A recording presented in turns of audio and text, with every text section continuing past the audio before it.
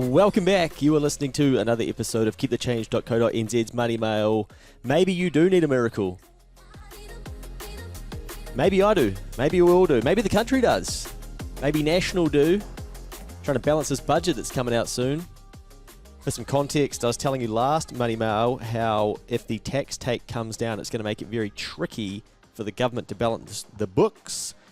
I've just been going through and doing a little bit more tax planning for clients over my quiet weekend and coming across more and more businesses that don't need to pay the level of tax that they have previously, which is tax is normally at this time of year an indicator of how the prior financial or current, because we're still in March at the time of recording this, current financial year is going. So, as you pay tax, if you're an employee, as you go, businesses sort of do in waves of 3 throughout the year. Now, this is in May their final payment, and it's usually, if you manage their tax well, a bit of a wash up of the tax payable based on how well they've done for the financial year. Now, a number of them aren't having to pay the same levels of tax that they have previously, which is then an indicator that profit is less than the year before, and the indicators before that are then how the economy is going and how their business is performing from a profitability standpoint. So, for all of the chat around, the greedy corporates create inflation and stuff like that, as a number of these greedy corporates, if that's what you want to call them, aren't as profitable as they were, well, then we should see some serious declines in inflation soon, or should be seeing them pretty quickly, throughout the last 12 months, because if that's true, if that's how inflation is created in some people's minds, then the profits just aren't going to be there. So then the tax take's going to be down as well, and that's going to make it harder for the government to explain how they will pay for their thing. So I would say get ready for a very, very interesting time where a new government has to try and explain to the people what they're going to do when they don't have the money that they would like to have in order to be able to do some of the things that I'd imagine they would like to do. So anyway, that's some real high-level accounting and economics type shit for you. You might be a little bit bored about that. So I want to use this Money Mail to give you a warning. Now, I wrote this Saturday night, 8:30 p.m.-ish, off the back of recording a video about it, and I don't feel like I nailed the video. When I have about 16 goes at a video, I know that it shouldn't be a video. It should probably be written, and I need to get all the thoughts out of my head. And then it needs to be a podcast as well, because I've got some more time to articulate it. I try to keep videos on Instagram around 90 seconds max so that people don't tune out. Even shorter than that's even better. But I couldn't even get it within the 90 once I got going as well, and I even trimmed out a little bit at the front and the back. But you might have seen that on there where I'm just giving you a bit of a warning about taking on dumb debt, most specifically dumb debt in an economy like this. And I want to explain to you why. So this is a warning before taking on more dumb, silly, stupid debt, whatever you want to call it. But all debt, realistically, and this is a conversation I've been having with business owners for some time, but it's equally as important for individuals. So in our accounting practice Next Advisory, we help aspirational business owners and ones that are really having a crack out there in the economy. So they need good, solid advice, and some of them are looking to take on debt to then be able to speed up their journey. Normally in business, good debt is debt that you take on and you can generate a higher return than that. But as the interest rate gets higher, you've got to be even better at business so that you can generate a higher return than that. So then less risk gets taken, or there's less margin between the profit they then make with using that debt and then paying back some of those interest payments. So having a low cost of capital is a big advantage for a business if they can generate a higher return than that. So basically, say they've got to pay 9% for the interest, which they would on a vehicle, 18% for an overdraft. Like, that's a credit card for an individual, but for a business, if you want an overdraft, you're looking at about 18% for some businesses. If you want to borrow from a third-tier lender, you might be looking at 30% in interest. It's pretty gnarly in the interest space for businesses. So they need to be able to try and go out to the market, take that, let's say it's 9% debt, and know that they're going to spend 9% of, incur a 9% interest charge. They've got to then be able to go and make enough money to be able to cover that on the other side. And this is where I think business owners get that stuff and they start to think about it. I'm going to be honest, like not all of them do or think about that too, but individuals, I think we get sold debt as more of a, well, it's only $200 a month, don't worry about it. So in this, I want to teach you something that I try and teach business owners to think about as well, and that is actually trying to repay the debt. So instead of thinking about, okay, I'm borrowing this over 4 years, that sort of thing, and it's going to cost me X amount per month, what this is actually about is trying to figure out how the hell you would repay it if you were to repay it, over 1 year, say, and we will get into that as an example. But as the economy starts to bite, it's tempting to turn to debt when we get behind or something goes wrong. I want to strongly warn you against this, and soon I will explain why. But before we do, a reminder that this is why for a long time I've done podcasts that every 6 months I try and remind you of these 3 things. Get rid of a credit card, even if you owe nothing on it. Yes, you might have never paid interest in all the stuff and you get all the air points, cool. But if you don't really need it, maybe now is not the time to have that. Maybe put it aside till the economy turns again and don't renew it. But a lot of us Kiwis, I think we like to have that just in case. We've got the credit card just in case. Well, why don't you become so powerful in yourself that you don't need a just in case? You know that you've got other levers that you can pull.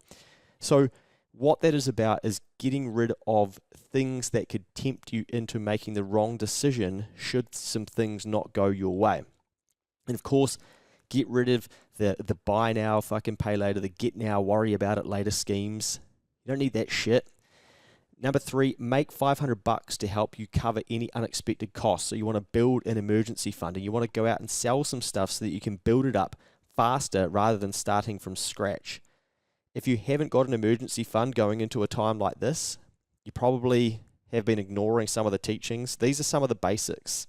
So make sure you've got the basics in place. I have to, we all have to. It's very, very wise and smart to have these things set up. Why? Because shit happens, right? And it's never been easier to access credit. To be fair, that is changing a little bit. It's going to get harder because the people who are lending want to have a tighter look at your situation and the way you do things to figure out, do we really want to, lend money to this person? So maybe it's not going to be the easy time as it has been previously to be able to get some debt, but it's still out there if you want it. And that's the dangerous thing with debt, is that when shit hits the fan, you can find it if you want to. Most people think that the danger of debt is the interest rate. That's partly true, especially when we see a blue bank jacking credit cards to 20.95%. They've got to pay for those air points rewards somehow, don't they? But this isn't the only issue with bad, ugly, gross, silly, stupid debt. One of the issues is trying to pay it back. Most people look at the repayment and that's it. Well, let me blow your mind for a second. If you borrow $10,000 for a car, you need to make over $15,000 to pay the debt back. Say what? Well, there's a high chance that you're going to lose 1/3 of that $15,000 to tax. And we pay debt back with after-tax income. So I want you to think about this differently. At the moment, you probably think about what you get paid in the hand each week, fortnight, month, that sort of thing, and you don't really think about the tax rates and how much tax you are paying. But we're going to think about this differently, okay? So even if you've got a $2,000 credit card that you lean on, that's going to take most people a $3,000 pay rise to pay it off. So it's not a $2,000 credit card, it's a $3,000 credit card, but we only get given $2,000. You see, tax rates haven't moved with inflation. They were last set in 2010. As incomes have risen a lot due to inflation, more and more people have ended up earning income over $48,000. Every dollar of income between $48,000 and $70,000 is taxed at 30%. That's effectively a third. Income between $70,000 and $180,000 is taxed at 33%. That's definitely a third. Some people way smarter than me did some calculations last year. So these are now outdated because they were done early 2023 and we've had another year of inflation. And what they did is they figured out when the 30% tax bracket should kick in. Currently it kicks in at the $48,000 mark, as soon as you make $1 over that. They worked it out based on if the tax rates have been indexed back to inflation. Now, this means that instead of the 30% tax rate kicking in at $48,000, it should kick in at $72,891. That's pretty crazy, right? So you would pay 30% tax on income above $72,891 through to $106,298. So basically, you would only be paying 30% tax, not 17.5, once you get into the $73,000 through to $106,000 income tax bracket, and then earn over $106K, you'd be at 33%. Now, this will be higher again because, like I said, we've still had another year of inflation since these calculations were done. So this is if tax rates were indexed back to inflation, back to 2021. So let's just look at it with the data that they provided, right? And let's ignore all of the should they, shouldn't they for a second and just understand this. A lot of your income under $48,000 is spent covering everyday living and life costs. So as you know, the tax rates are progressive, and as you earn more, you move into higher tax bands, not for all of the income, for increments of the income as you go. So as soon as you make, say, $50,000, it doesn't mean all of your income is going to get taxed at 30%. Just the $2,000 above the 48% would be at that 30% rate. But a lot of income now is soaked up by those lower tax rate bands, right? Now, once you start earning over $48,000, you're getting taxed at 30% in the dollar on that income, above $48,000 through to $70,000. And all of this is allegedly supposed to change on the 1st of July. But this is making it very hard and tough to have money left over. That money left over, actually, I saw something, I think the median rent, for instance, in New Zealand at the moment is just over $600. So if we said $600 times by 52, you got $31,200 if you were living on your own trying to pay for your rent. Now, if I just go and work out what is a $48,000 salary, let's say we contribute to KiwiSaver as well, we're going to have in the hand $38,405. So if we rented a place, the median place in New Zealand, and we were making $48,000 a year, we'd spend $31,200 of it on rent, but we only have $38,400 after tax. So basically, for the rest of the year, we've got our housing sorted, but we've only got $7,205 to spend after paying ACC and KiwiSaver. Can someone live off of $7,000? No. Fuck, you could write the money mails, couldn't you? Gee whiz. So what I'm trying to say here is that a lot of that $48,000 is soaked up by everyday costs. And yep, you might not be an individual renting a place. That's just not even possible. So then, based on these numbers, right? So what do people do? They live with other people and things like that, or they might share it between themselves and a partner. But I'm sure you can agree that the first $48,000 of your income is probably soaked up by some of your living costs that you would like to do, like food, shelter, water, travel, to and from work, internet, phone, going to the gym, subscriptions, RedTube. Sorry, threw that in. Don't even know if that costs. Just bad shit. Well, sorry, not bad shit, but things that you're doing, right? You're going to chew that $48,000 up. So then as soon as you earn over that, you're going to get taxed at 30%. Now, this is where it gets a bit gnarly, right? Because a lot of people say as they earn more, it doesn't feel like there's that much left over, so what's the point? But there is always a point, because at least you're still left with the 70%, right? So don't think that, there's no point earning more, but I can see how people come to that conclusion, but you normally still are better off. But the point is, it's starting to make it very, very tough to have money left over. And the money left over might be needed for things like paying down debt, saving for an event, paying off a credit card, saving for a house, reducing the student loan. No wonder it's hard out there. Not only are interest rates rising, which are tripping people up and increasing debt amounts, but trying to clear the debt is hard. So what we're talking about here is actually trying to pay the debt off. This is why I encourage you not only to look at what the debt repayment amount is, but what you'll need to earn to pay it back with the after-tax free cash flow. So what that means is you pay your debt back with after-tax money. And you've got to pay your interest with after-tax money too if you're not in business. So a business can borrow money. They can claim the interest cost as an expense because they are using that to generate income. So there's a relationship there, and they can generally claim that as a deduction. But for an individual, if you borrow money for a car, you need to pay not only the debt back, but you've got to pay the interest back, and you've got to pay that back after you pay your tax, and then after you pay all your other stuff. So clearing debt is going to get very tricky as interest rates are higher and as tax rates are high too. With 480,000 Kiwis getting behind on their payments, I can guess not everyone does this exercise. This figure will increase as it gets harder to clear this debt. Interest rates are high, cost of living is high, tax rates are high. Don't make it even harder for yourself by taking out dumb debt to buy shit you don't need. So now, I'm going to give you a scenario so that we can walk through this and hopefully you can understand it even more. You earn $50,000, right? And all of your income is allocated. That means you have nothing left and you live paycheck to paycheck. Now you run into a $2,000 emergency. You've got two options. Option A is sell some shit that you don't need or use around the house, or option B is borrow the $2,000. Now Luke has been this person, and he would choose option B. Yes, of course he would. Fuck that. I'm not getting rid of the kayak. You know, the kayak I never use, the 3 pairs of shoes in the wardrobe, a couple of suit jackets, the shirts. Why should I? Life's not fair. You worked hard for that stuff. Totally, I get it. I've been there. So instead, what we do is we grab the $2,000 credit card from the bank, we max it out, and let's say in this example, we're going to be generous and let it be 0% interest for now.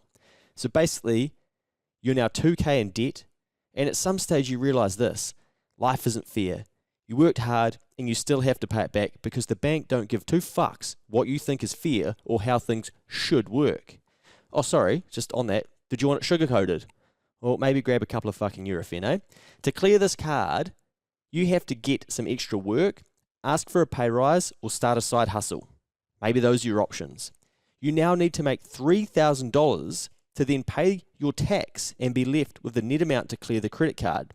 So your $2,000 problem, the original problem that ran us into this issue, this emergency, it's just become a $3,000 problem because that's the income we have to make to then lose effectively a third to tax to then have the net amount to pay the bank back that $2,000.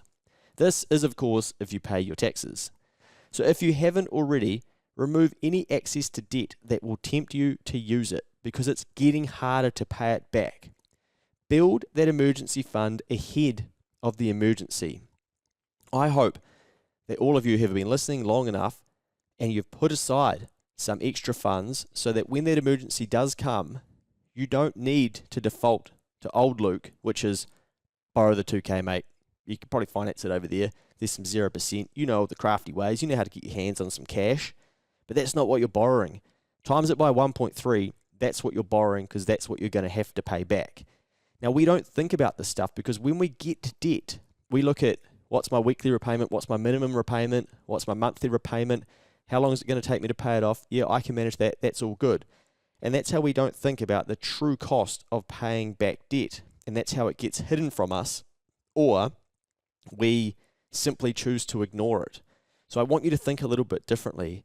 If you're going to borrow money in this environment where the cost of living's high, interest rates are high, and tax rates are high, it's hard to save.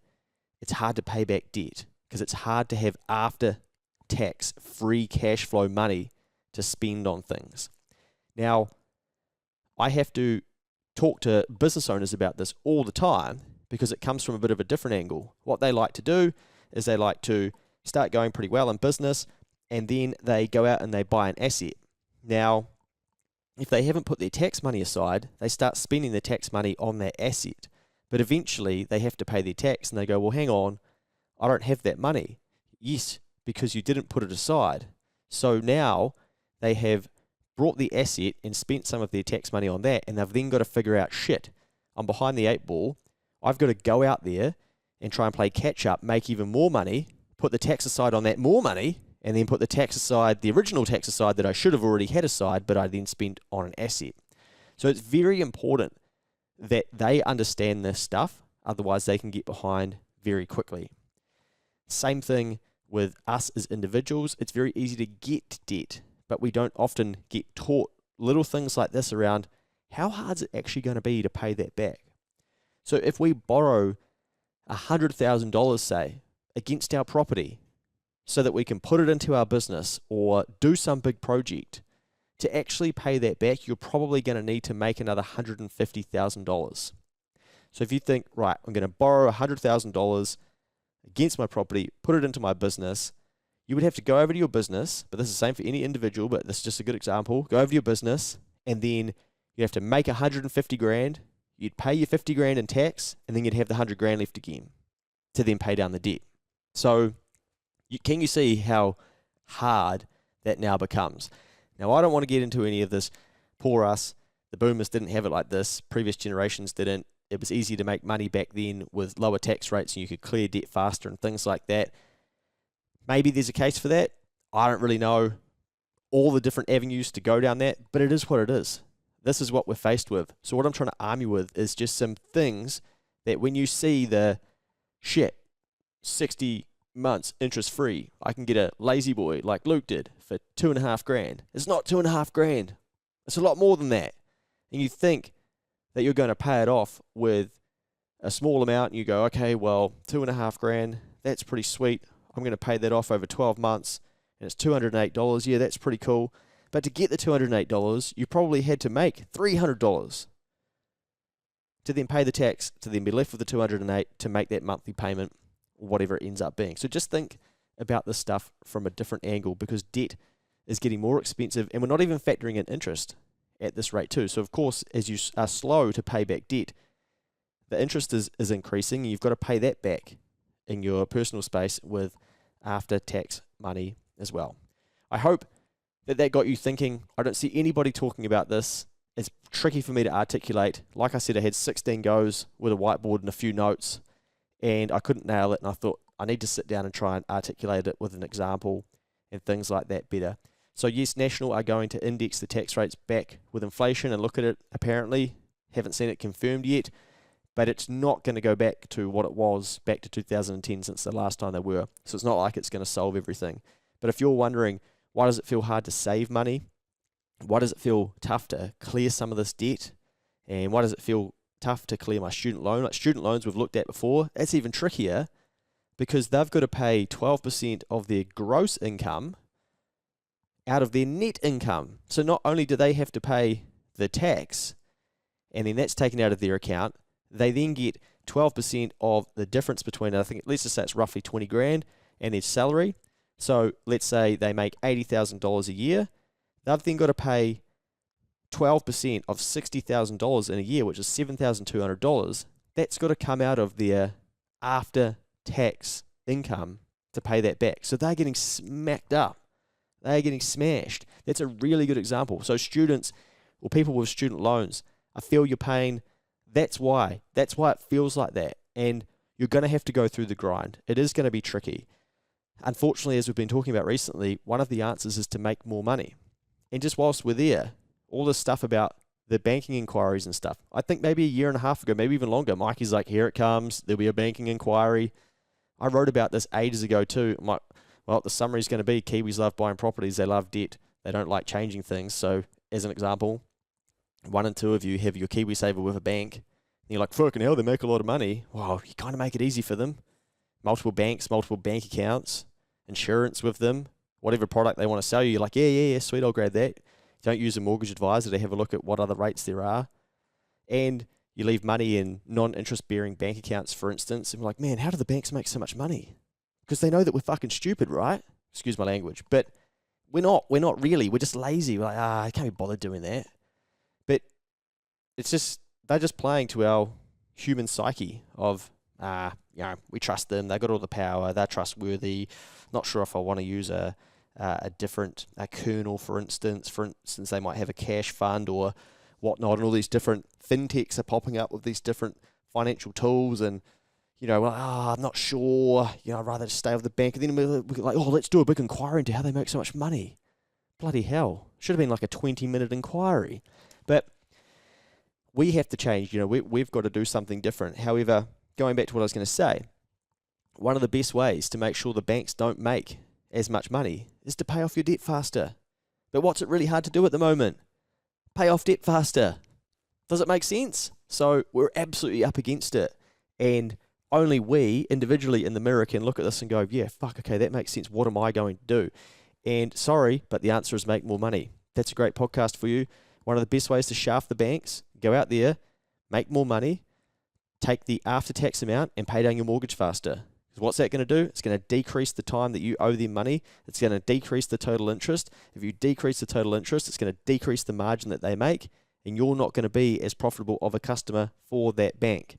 So if you're really pissed off about it, two things. You can move some of the financial products that you use, or two, you can take the challenge, earn more money, pay down your mortgage faster, and become a client or a customer that they don't really want because you are outsmarting the banks and not being the profitable customer you could be. I'm getting out of here. I hope you have an amazing Easter. Shout out to all the Christian people. If that's your thing, I don't judge anybody. Good on you. Celebrate this weekend. Be good out there, the rest of you. Don't do anything silly, and we'll see you in the next episode of Money Mail.